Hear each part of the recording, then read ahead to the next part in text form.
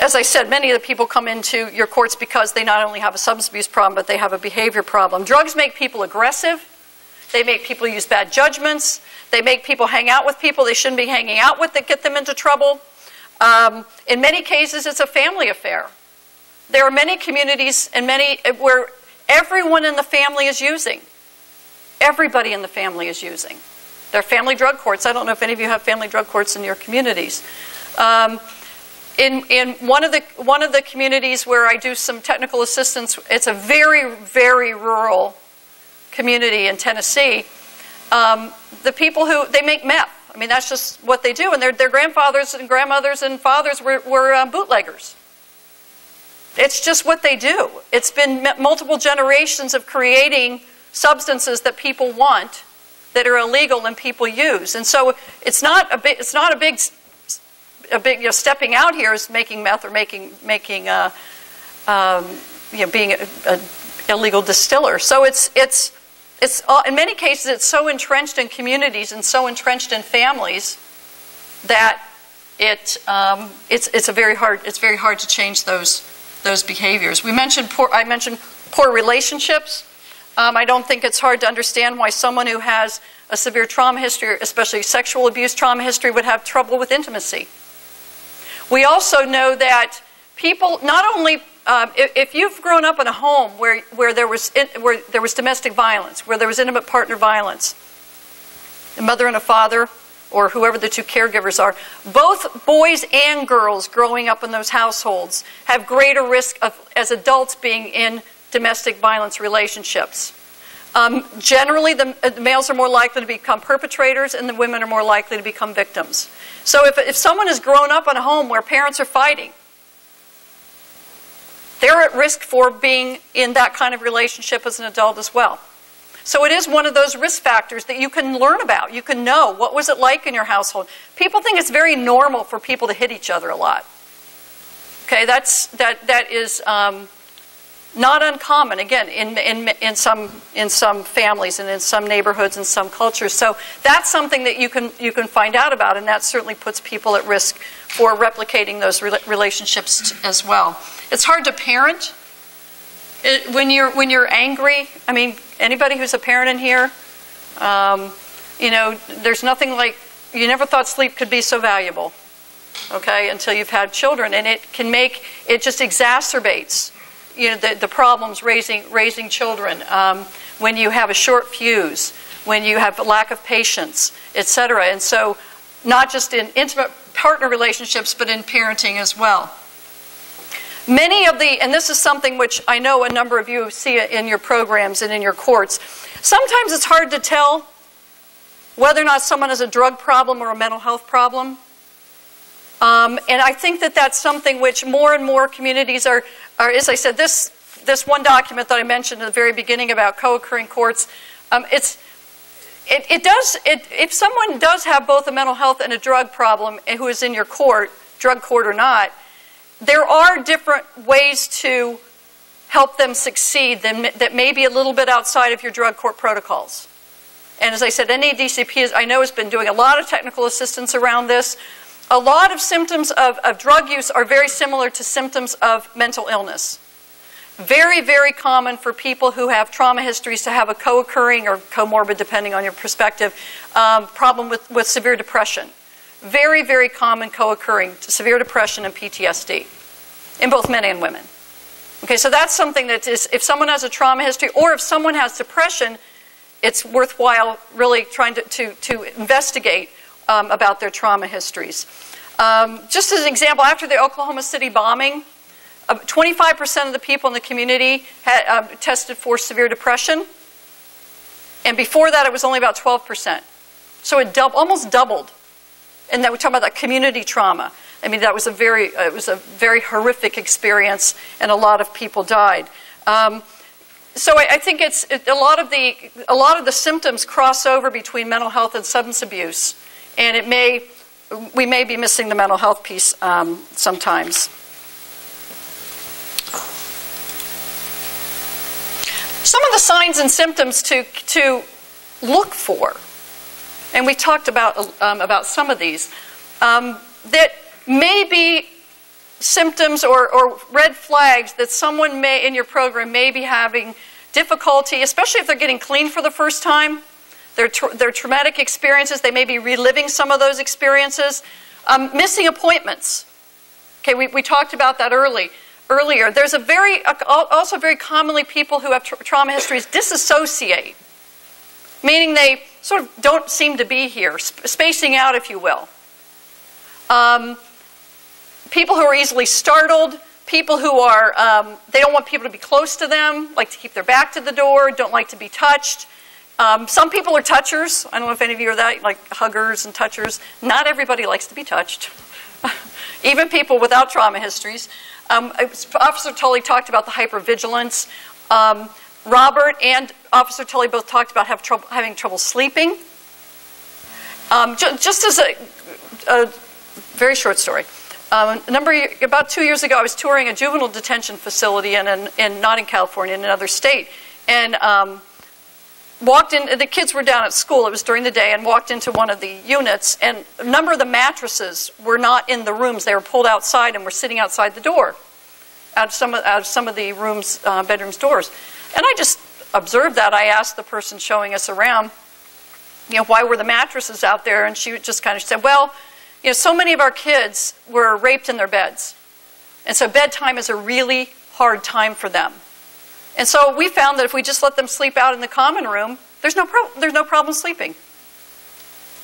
What a simple solution. And she said, sometimes if we're feeling really good or we have time, I'll read to them. Some of them had never had a bedtime story.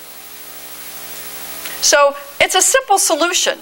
But it was one that bedtime is a very, very dangerous place for people and a very difficult place for people who've had a history of child sexual abuse, because it often happens in their bedroom and in their bed.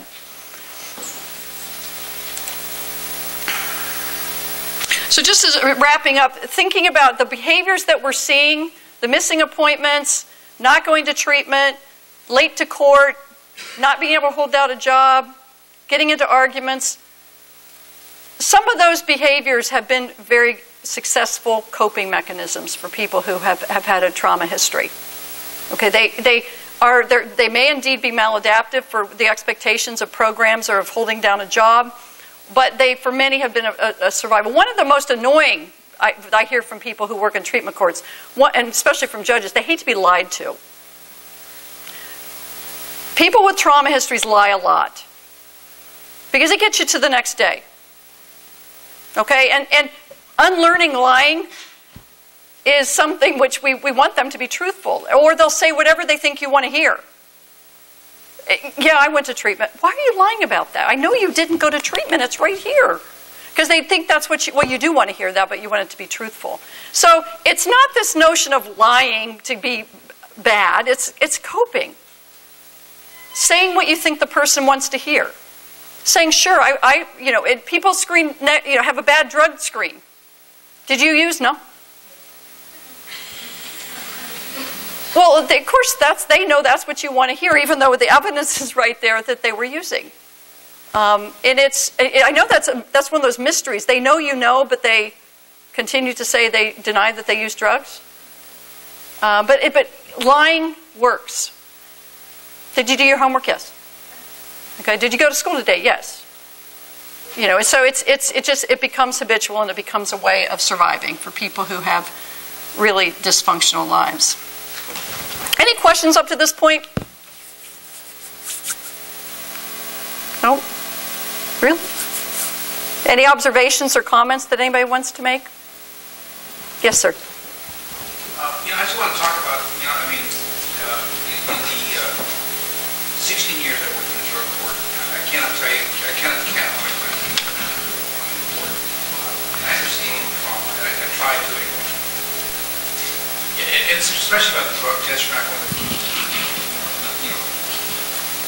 probably occur people were, but I'd like to get a comment, if you will, about us not becoming codependent. At the judiciary not actually becoming part of the problem. That is to say, without annihilating somebody for being untruthful. What do we do? How do we, respecting their trauma history and understanding their trauma history, and trying to be human in the way we're dealing with persons who are in crisis and live this horrific life, have lived this horrific life. How do we not be codependent at the same time try to understand, their trauma response, the idea about lying as a coping mechanism? Whew. I may take Diane's advice. In the breakout groups, that'd be a really good question to talk about. She told me I could say that. Qualified facilitators for the breakout groups. That's what they're set up specifically to address these kind of particular questions. So, breakout group facilitators, be advised. Questions are coming. And that, in fact, that was one of the discussions we had at the break, was the question about childhood trauma, like multiple events versus one event, and that'd be a great question to talk about in the youth and children breakout group for people who go there. I feel guilty punting. I feel bad punting. How many do I get? Yeah, Debbie? I have a comment about the first gentleman. Robert?